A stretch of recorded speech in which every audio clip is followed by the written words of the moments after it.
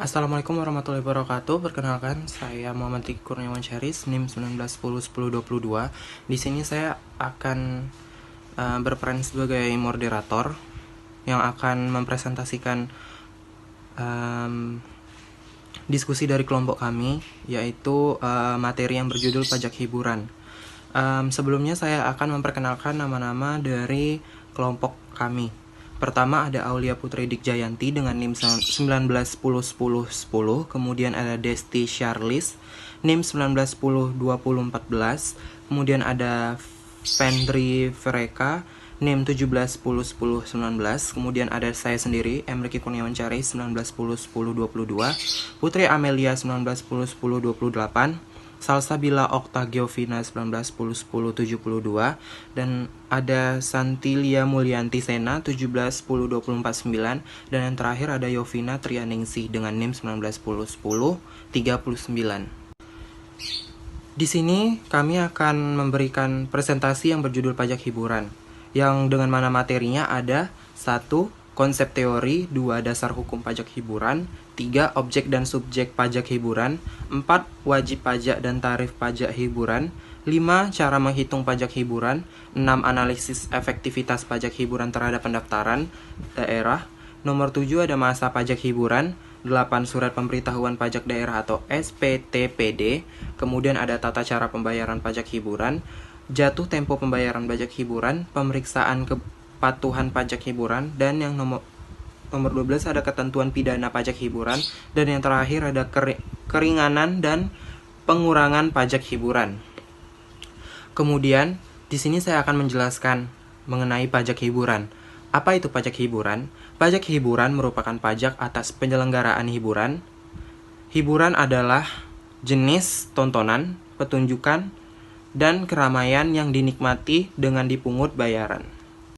Pajak merupakan iuran kepada negara yang secara undang-undang merupakan wajib, tidak mendapat prestasi kembali, yang langsung dapat ditunjuk, dan yang gunanya adalah sebagai pengeluaran-pengeluaran umum berhubungan dengan tugas negara untuk menyelenggarakan pemerintahan. Kemudian menurut Oyo Abu Yamin tahun 2012, pajak hiburan merupakan pajak atas penyelenggaraan hiburan. Hiburan yang dimaksud adalah sejenis tontonan, pertunjukan, atau keramaian yang dinikmati dengan dipungut biaya. Lalu, adapun dasar pengenaan pajak hiburan menurut Oyo Abu Yamin adalah jumlah uang yang diterima atau yang seharusnya diterima oleh penyelenggara hiburan, jumlah uang yang seharusnya diterima sebagaimana dimaksud pada ayat 1, termasuk potongan harga dan tiket cuma-cuma yang diberikan kepada penerima jasa hiburan. Pasal 44 Undang-Undang Nomor 28 Tahun 2009. Adapun tarif pajak hiburan menurut Oyo Abu Yamin, yang pertama ada tarif pajak hiburan yang paling tinggi sebesar 35%.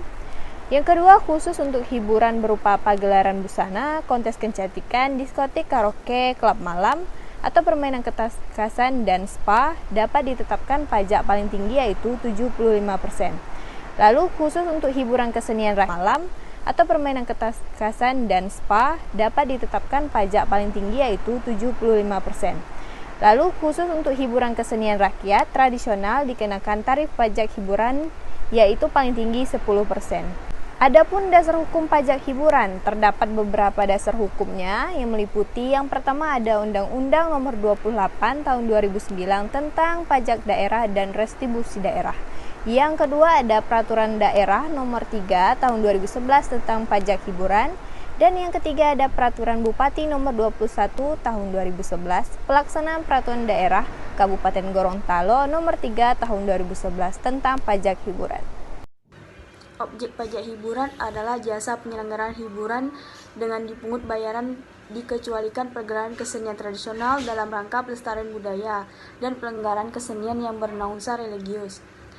Hiburan sebagaimana dimaksud meliputi pergelaran seni, musik, tari, dan busana, tontonan film, pertandingan olahraga, diskotik, karaoke, klub malam, dan sejenisnya, konteks kecantikan, binaraga, dan sejenisnya, panti pijat, refleksi, mandi uap atau spa, dan pusat kebugaran atau fitness center. Subjek pajak adalah orang pribadi atau badan yang ditetapkan oleh peraturan perundang-undangan yang berlaku. Namun perlu diketahui bahwa hak dan kewajiban subjek pajak berbeda-beda. Subjek pajak terbagi menjadi atas orang pribadi dan badan usaha. Kategori subjek pajak yang pertama, orang pribadi. Kedudukan orang pribadi sebagai subjek pajak dapat bertempat tinggal atau berada di Indonesia ataupun di luar Indonesia. Orang pribadi tidak melihat batasan umur dan juga jenjang sosial ekonomi, dan dengan kata berlaku semua sama. Yang kedua, badan. Dimaksud dengan badan yang meliputi badan usaha maupun non-usaha seperti perseroan terbatas, perseroan koordinator, BUMN dan BUMD, firma, kongsi, perkumpulan koperasi, yayasan, lembaga, dana pensiunan, bentuk usaha tetap, bentuk usaha lainnya. Baiklah, saya akan melanjutkan slide berikutnya tentang jenis subjek pajak. Di sini ada dua jenis subjek pajak. Saya akan bacakan dulu. Yang pertama itu orang pribadi yang tidak bertempat tinggal di Indonesia. Jadi orang pribadi yang berada di Indonesia tidak lebih dari 183 hari dalam jangka waktu 1 tahun dan badan yang tidak didirikan dan tidak bertempat kedudukan di Indonesia yang menjalankan usaha atau melakukan kegiatan melalui bentuk usaha tetap di Indonesia. Itu adalah salah satu subjek pajak. Yang kedua itu saya bacakan lagi orang pribadi yang tidak bertempat tinggal di Indonesia ataupun berada di Indonesia. Orang pribadi yang berada di Indonesia tidak lebih dari 183 hari dalam jangka waktu 1 tahun dan badan yang tidak didirikan dan tidak bertempat kedudukan di Indonesia yang dapat menerima atau memperoleh penghasilan tidak dari menjalankan usaha atau melakukan kegiatan melalui bentuk usaha tetap di Indonesia. Nah, di sini ada dua jenis subjek pajak yang bisa dikatakan. Next, selanjutnya yaitu kita masuk judul baru, wajib pajak tarif pajak hiburan, wajib pajak dan tarif pajak hiburan. Jadi apa itu yang dimaksud dengan wajib pajak? Jadi wajib pajak itu adalah orang pribadi atau badan meliputi pembayaran pajak, pemotongan pajak, dan pungutan pajak yang mempunyai hak dan kewajiban perpajakan sesuai dengan ketentuan peraturan perundang-undangan perpajakan. Nah, pemungutan pajak hiburan menjadi kewenangan pemerintah daerah, kabupaten, atau kota. Kewenangan ini terutang dalam pasal 2 ayat 2 huruf C Undang-Undang Pajak Daerah dan Distribusi Daerah atau disingkat dari Undang-Undang PDRD. Menurut Eliswandi, penghasilan yang diterima oleh wajib pajak dapat dikategorikan beberapa, yaitu penghasilan yang diterima atau diperoleh dari pekerjaan berdasarkan hubungan kerja dan pekerjaan bebas. Contohnya seperti penghasilan dari usaha dan kegiatan, penghasilan dari modal, dan penghasilan lain-lain seperti hadiah, pembebasan hutang, dan sebagainya. Baiklah, selanjutnya akan dijelaskan oleh teman saya atau rekan saya. Terima kasih. Baik, di sini saya akan melanjutkan penjelasan mengenai tarif pajak hiburan. Tarif pajak hiburan paling tinggi yaitu sebesar 35%, kecuali untuk pagelaran busana, klub malam, karaoke, diskotik, dan lainnya yaitu sebesar 75%.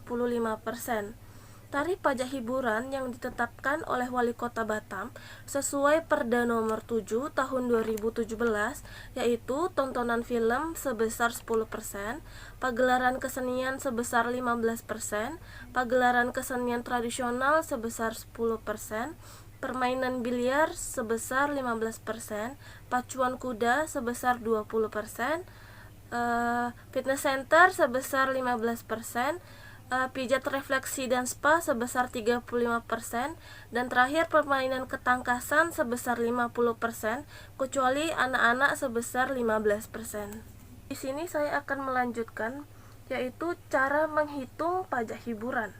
Ada cara khusus untuk menghitung pajak hiburan seperti pada rumus di bawah ini. Pajak terhutang sama dengan dasar pengenaan pajak dikali tarif pajak. Tarif pajak ini sendiri pasti berbeda-beda setiap daerah dan juga berbeda-beda untuk setiap pajak hiburan yang dikenakan. Pajak hiburan memiliki rumus yaitu tarif dikali omset dalam 1 bulan. Contoh perhitungan pajak hiburan ini yaitu jumlah uang yang diterima atas penjualan karcis pertunjukan tari tradisional adalah sebesar 50 juta rupiah. Tarif yang dikenakan untuk tari tradisional yaitu 10%. Jadi perhitungannya adalah pajak terhutang sama dengan 50 juta dikali 10%. Hasilnya yaitu 5 juta rupiah. Jadi jumlah pajak yang harus dibayar oleh penyelenggara tari tradisional tersebut adalah sebesar 5 juta rupiah. Kemudian contoh yang kedua yaitu Rani membeli tiket bioskop di Bantul melalui pemesanan online dan mendapat diskon sebesar 30%. Rani menonton di hari Minggu, sehingga harga tiket bioskopnya sebesar 50.000. Maka perhitungan pajak hiburan yang dipungut dari Rani adalah yang pertama kita harus menghitung dulu. Waktu pemesanan Rani diberi diskon 30%. Jadi 50.000 dikali 30%. Jadi diskon yang didapat Rani adalah sebesar 15.000. Kemudian kita akan menghitung tarif pajak hiburan yang dikenakan, yaitu 50.000 dikali 35%. Karena untuk tarif bioskop itu sebesar 35%. Jadi hasilnya adalah untuk tarif pajak hiburan yaitu 17.500. Sementara jumlah yang harus dibayar Rani untuk membayar tiket yaitu sebesar 50.000. Itu kan yang tadi dibayar Rani 50.000 dikurang. Ini kita harus mengurangi diskonnya terlebih dahulu. Jadi 50.000 dikurang 15.000 sama dengan 35.000. Nah, dari 35.000 ini ditambah tarif pengenaan pajak yang telah kita hitung tadi, yaitu sebesar 17.500. Jadi 35.000 ditambah 17.500 hasilnya adalah 52.500. Jadi tiket bioskop yang harus dibayar Rani setelah pengurangan diskon dan penambahan tarif pajak hiburan yang telah ditetapkan yaitu sebesar 52.500. Di sini saya akan menjelaskan tentang contoh dari pajak hiburan, yaitu jika sebuah karaoke dalam bulan September beromset sebanyak 20 juta, maka pajak yang harus dibayar adalah 25% dikali 20 juta sama dengan 5 juta. Maka besaran pajak yang harus dibayar adalah sebanyak 5 juta. Beda lagi dengan konser musik yang masuk dalam hiburan insidental. Pajak ini bertarif sebanyak 15% dari omsetnya.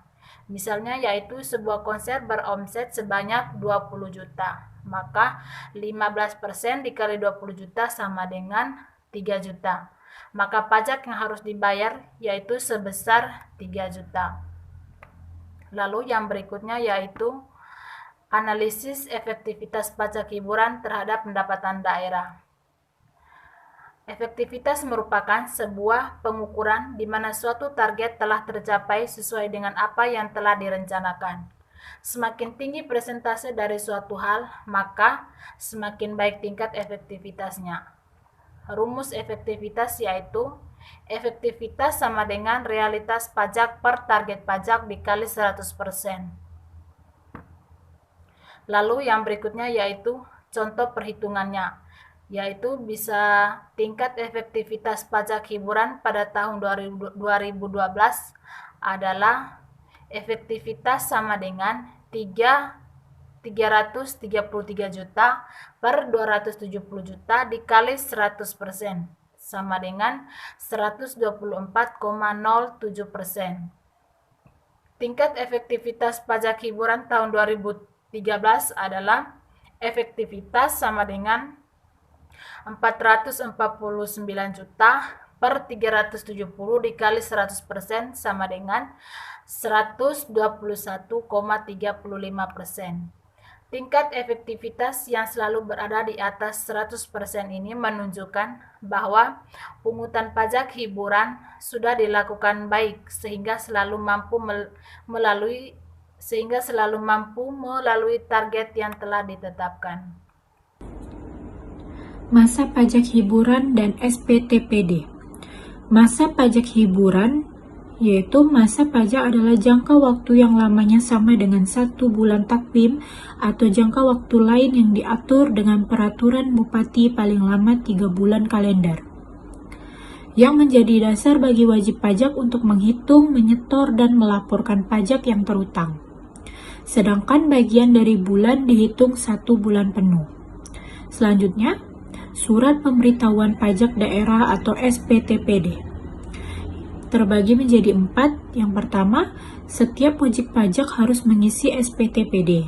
Yang kedua, SPTPD harus diisi dengan jelas, benar, dan lengkap serta ditandatangani oleh wajib pajak atau kuasanya. Yang ketiga, SPTPS harus disampaikan kepada Bupati selambat-lambatnya 15 hari setelah berakhirnya masa pajak. Yang keempat, SPTPD digunakan untuk menghitung, menetapkan, dan juga membayar pajak. Selanjutnya, tata cara pembayaran pajak. Yang pertama, wajib pajak menyampaikan surat pemberitahuan pajak daerah ke seksi pajak bidang pendapatan Dinas PPKAD. Yang kedua, petugas seleksi pajak membuat SKPD dan ditandatangani oleh kepala bidang atau kepala seksi pajak. Yang ketiga, petugas seksi pajak membuat SSPD atau surat setoran pajak daerah. Yang keempat, wajib pajak membayar pajak daerah dilampiri SSPD ke tempat pembayaran. Yang kelima, wajib pajak menyerahkan bukti pembayaran pajak yang dilampiri SSPD ke petugas seksi pajak. Yang keenam, petugas seksi pajak menyerahkan SKPD dan SSPD ke wajib pajak dan lembar lainnya diarsip. Materi selanjutnya, pemeriksaan kepatuhan pajak hiburan. Wajib pajak yang diperiksa dan bupati atau pejabat berwenang untuk melakukan pemeriksaan dalam rangka melaksanakan perundang-undangan. Memperlihatkan dan atau meminjam buku atau catatan dokumen yang dasarnya dan dokumen lain yang berhubungan dengan objek pajak. Memberikan kesempatan untuk memasuki tempat atau ruangan yang dianggap perlu dan memberikan bantuan guna kelancaran pemeriksaan. Yang terakhir, memberikan keterangan yang diperlukan. Selanjutnya, materi yang akan disampaikan oleh teman saya. Jatuh tempo pembayaran pajak hiburan dan ketentuan pidana pajak hiburan. Pertama, jatuh tempo pembayaran pajak hiburan. Jatuh tempo pembayaran dan penyetoran pajak yang terutang paling lama 30 hari kerja saat terutangnya pajak.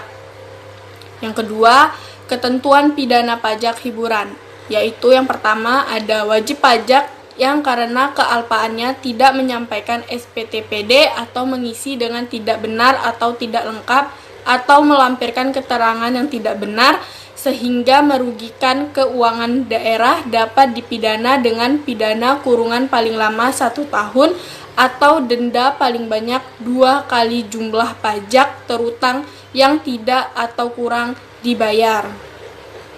Yang kedua, wajib pajak yang dengan sengaja tidak menyampaikan SPTPD atau mengisi dengan tidak benar atau tidak lengkap atau melampirkan keterangan yang tidak benar sehingga merugikan keuangan daerah dapat dipidana dengan pidana penjara paling lama 2 tahun atau denda paling banyak 4 kali jumlah pajak terutang yang tidak atau kurang dibayar. Berikutnya ada keringanan dan pengurangan pajak hiburan. Pada beberapa daerah selalu disebutkan demikian karena pajak ini dikelola oleh pemerintah daerah sehingga setiap hal yang terkait akan selalu menjadi wewenang pemerintah daerah. Ditetapkan beberapa hal yang dapat menyebabkan pajak jenis ini dikurangi atau mengalami keringanan. Setidaknya ada 5 hal diantaranya. Yang pertama, terjadinya bencana alam. Yang kedua, pemberian stimulus pada wajib pajak dengan mempertimbangkan kemampuan wajib pajak. Yang ketiga, usaha pengentasan kemiskinan. Keempat, usaha peningkatan perekonomian masyarakat. Dan yang terakhir, alasan lain dari wajib pajak yang dapat dipertanggungjawabkan dengan bukti atau dokumen sah atau legal. Keringanan pajak ini bisa didapatkan jika ada satu atau lebih dari kelima hal di atas yang dialami oleh wajib pajak. Tentu saja, pemeriksaan dan audit yang ketat akan dilakukan ketika wajib pajak mengajukan keringanan ini, sehingga tidak akan berdampak buruk pada penerimaan pajak daerah yang dikelola oleh pemerintah daerah. Terima kasih atas perhatiannya. Kemudian dari kelompok kami akan membuka diskusi pertanyaan. Apabila ada materi yang kurang dipahami, silakan ditanya. Dan terima kasih atas perhatiannya. Bila ada kata-kata yang salah mohon dimaafkan, dan semoga apa yang kami presentasikan tadi dapat dimengerti. Wabillahi taufiq wal hidayah. Wassalamualaikum warahmatullahi wabarakatuh.